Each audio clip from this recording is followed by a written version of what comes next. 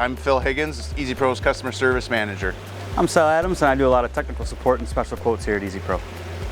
Today we're going to talk about leaky ponds, or finding a leak in a pond. Sal, you know what leaks in ponds? Well, I know a little bit about, puncture leaks.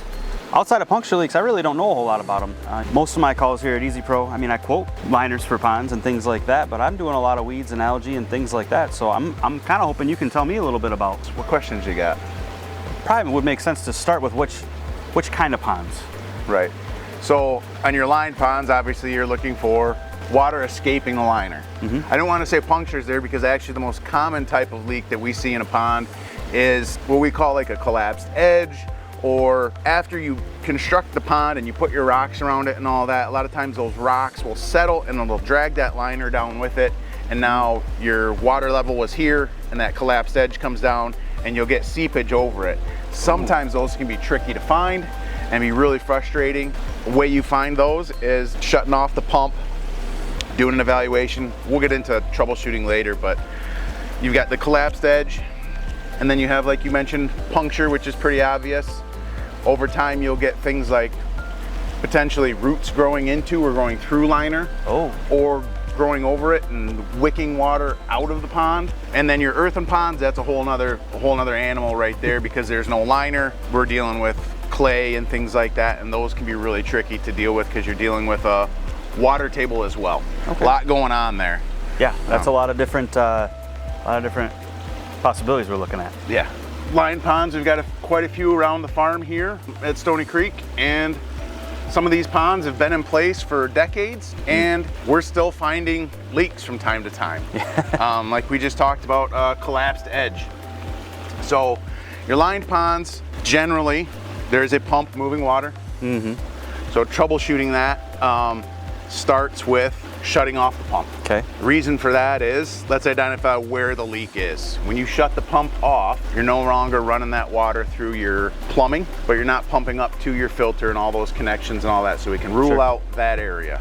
If you shut the pump off and the pond still lowers, you're still losing water, then we know the leak is in the main part of the pond. Sure. To find that leak, I've got a pretty good example I'd like to show you.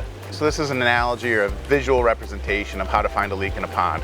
So this is a water bottle, there's no leak in it, but if we were to say, poke a leak right there, and we're gonna lose all that water, but it's gonna stop leaking at some point. And when it stops leaking, we'll be able to identify where that hole is.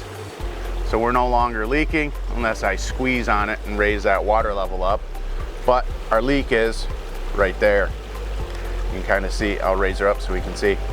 So if that was a lined pond and you shut everything off and your water level stabilizes, you don't know where in the pond it is exactly, but you know what level it is with the water, so then you can start peeling back and start looking for punctures and things like that.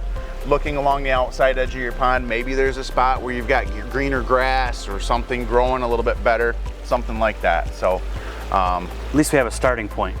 Yeah. Once it stops, right? Yep. Overlapping liner. In a pond, you can't do it really. Now in a stream, you do it behind a waterfall. Your pond liner goes over like this, the one underneath it like that. Water won't run uphill without a pump pushing it. So as long as you've got enough overlap like that, you can cheat and get away without a seam. You've just got to be careful that make sure that they're overlapped truly like shingles on a roof, and that your water doesn't have a spot where it can weep or creep back up there.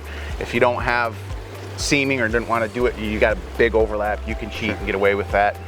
That's also an area, if you do that and you develop a leak, you may want to go check that first. Now that we found the leak, Sal, I know that you've dealt with fixing that. So how do we deal with a leak in a lined pond? Well, part of it's going to depend on whether or not you're dealing, what kind of liner you're dealing with. We've got the woven coated poly liners, EPDM liners. There's several different types of liners, but generally speaking, a patch kit is what you're looking for. They're pretty easy to use. They're going to come with generally a patch material to clean off the surface that you're going to be attaching the patch over top of, primer, tape, things like that. Directions are usually pretty simple on them, but it's most of the time just clean it off, patch it up, away you go. It's not always going to be a permanent fixture to do something like that. Right. And it's certainly not something that you're going to want to be using on if you've got a hole the size of this table here, it's not going to be ideal for you. You're going to have to reline that whole area. But generally speaking, patch kits are going to be your go-to. So I'm not going to have to dig up my koi pond, re-rock it and all that if I get a puncture in there. If a heron aims for a koi and hits my liner. Yeah, no, you're not looking at replacing everything. It's very realistic just to patch it up. That's good. Yeah, we get a lot of customers that are like, I've got a leak in my pond and I don't want to lift all those rocks again. And it's reassuring to know that it's not that much labor to. You're not going to have to hire a construction crew to come out, take care of all that, replace it, incredibly expensive liner and things like that. You're going to be all right. There are some other types of reasons for leaks in the ponds Sure. that get overlooked. Splash, evaporation, Yeah. and things like that. Those are pretty easy to identify. Usually you're looking for wet areas around the pond. And again, shutting that pump off in a lined pond. What happens if we shut the pump off and the water level in the pond doesn't change? That is a great question. Where should I start looking then? Probably in your fittings, right? In your plumbing of your pump. Yep. So that would be an easy way to go. Start looking at your fittings. Generally speaking, it's not going to be inside your skimmer because that's contained in that Sure. lower body of the pond. So you're going to start following your plumbing upstream from your skimmer to your waterfall box, your bead filter, whatever filtration you've got there, making sure there's no leaks there. And then up to your waterfall box. And then, like I alluded to before, collapsed edges and streams and things like that. Now that can be tricky to find when you've got a 50-foot long stream. Sure. that you're trying to figure out where in that stream it's leaking. I turn on the pump and I lose water. So somewhere in that 50-foot stream, I'm losing water. Sure. Simply put, start looking for wet areas and where water might be escaping. If you can't see anything obvious, there's a couple tricks I've come up with customers over the years. If you've got a long stream like that, and you can either disconnect your plumbing or get an extra piece of tubing, if you break that 50-foot stream into, say, 10-foot sections, Sure. and basically instead of a 50-foot stream, now I've got a 10-foot stream, then 20, then 30, I can start to identify where that leak might be by breaking it into sections like that on those longer streams. Okay. That's a really helpful way to do it. I personally have got a 50-foot stream at home. My pump was sucking air one day and I couldn't figure out why. I was still so new at this, I didn't know what to do, so I went to your predecessor, Jake Bradley, Oh, sure. and said, hey, I got a leak. I'm pretty sure my liner's got a hole in it. When I put my thing in, I got to dig my whole reservoir out. I don't want to do that. And you probably got a collapsed edge, man. It's all sandy where you live. Most of the time, it settles and you're losing water that way. Go look for that. Sure enough, collapsed edge. Yeah. Built it back up. It's running fine. Fast forward, probably 5-6 years. My pump was sucking air last weekend. I've got to go look for another collapsed edge, or some of my vegetation's growing over the edge, so I might be wicking water, but I've got to go find that. So Sure.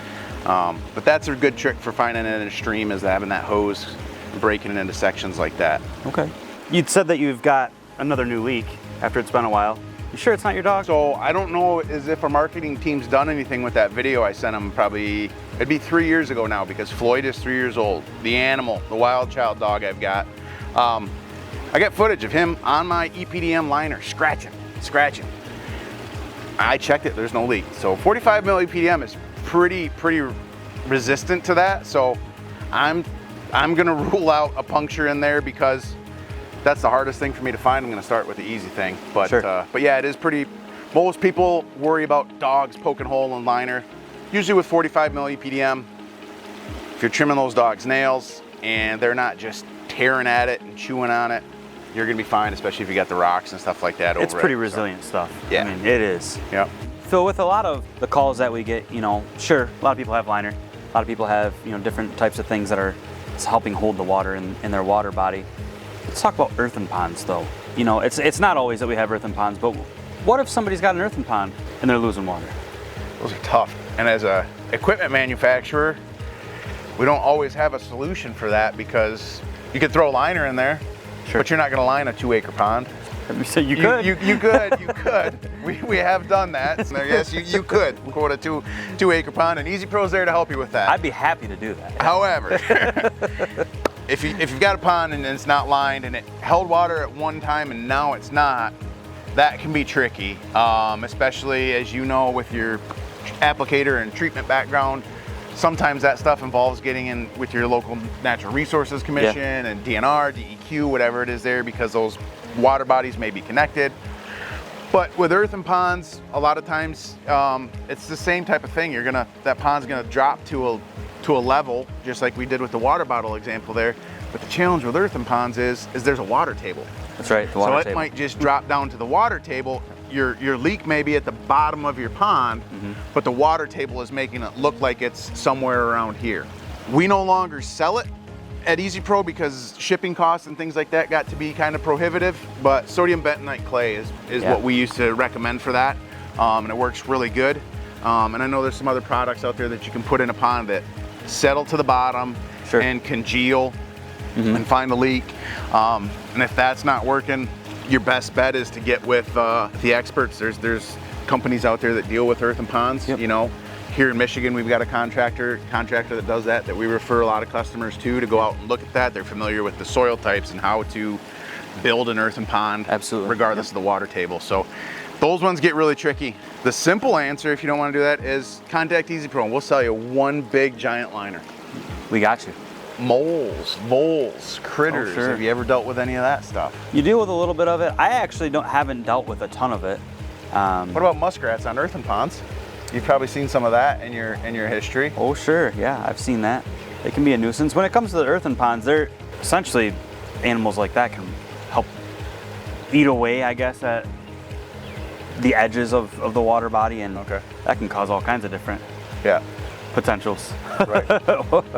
And we don't often see animals chewing through liner. It doesn't make sense for them to be digging through sand, hit a rubber liner wall and go, let me chew through that because I want the rocks on the other side. Yeah. You don't often see that. Sometimes you'll run into weird things like that, but it is extremely rare. Yeah. I've got moles all over my yard. They haven't gone through my liner yet. Yeah, I suppose there's always the potential, but the reality is it's not their motive. They're not. they're not. If it was a thing, I'm pretty sure our team at Easy Pro would have heard about it. We don't hear that. So, yeah, animals aren't a problem. So after our conversation today, Sal, what do you think if somebody was going to take away one key point or one area that's going to be helpful? What do you think that is today? We absolutely can sell you 2-acre liners. Funny. It's a good point, but we want to keep it focused on tech support today and troubleshooting. So really, we didn't mention it, but when it comes to solving problems or finding leaks, you need to go about it systematically and break it down step by step and really look at it as problem solving and go through the steps. If your pond's lined, follow those steps of shutting the pump off and drilling down to find that leak instead of guessing and really being frantic about it. Just treat it systematically and go step by step through. And give us a call. Give Easy Pro a call. We'll walk you through those steps. If you've gone through all of them and are stumped, we'd love to hear from you because that's how we all learn. That's right. Who are we now, Sal? Same guys. Can you please say things like extra Things. Yeah, yep. Where I come from, JAG stands for just a guy. You had me in the first half. I thought you were losing it for a second. Phil, I don't know where you're going with this. The last thing I have is if somebody only remembers one thing from this video, what should it be? We can sell you 2-acre liners.